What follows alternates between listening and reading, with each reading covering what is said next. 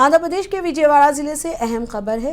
प्रकाशम bridge के तमाम 70 gets खोल दिए गए हैं। मंगल को फर्स्ट फ्लोड वार्निंग जारी की गई।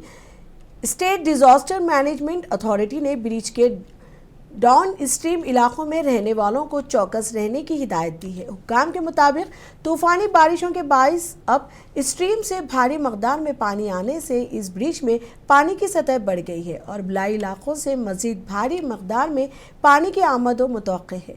ऐसे में यहाँ से पानी समंदर में छोड़ दिया गया है। आपको बता दें कि ये ब्रिज दरियाए कृष्णा पर वाक़ है।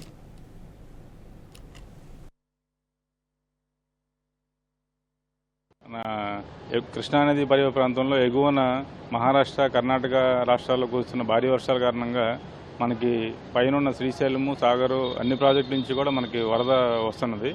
ప్రస్తుతం మనకి బ్యారేజీకి 3,81,000 క్యూసెక్లు వస్తుందండి, అంటే 11.8 ఉంది। ఇంకొక అరగంటలో మనకి మొదటి ప్రమాద హెచ్చరిక జారీ చేస్తాము।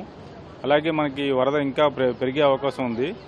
సాయంత్రానికి కానీ రేపు ఉదయానికి మనకి 6 లక్షల వరకు వెళ్ళే అవకాశం ఉంది। ఇక్కడ స్థానిక మన కృష్ణా జిల్లా కానీ ఎన్టీఆర్ జిల్లా కానీ గుంటూరు జిల్లా కానీ అందరూ కలెక్టర్లు కూడా వారితో మేము సమన్వయం చేసుకున్నామండి। అట్లాగే రెవెన్యూ వారు అందరూ కూడా కలెక్టర్ గారు చెప్పిన ఇన్స్ట్రక్షన్స్ ప్రకారం అందరం ఫాలో అవుతున్నాం।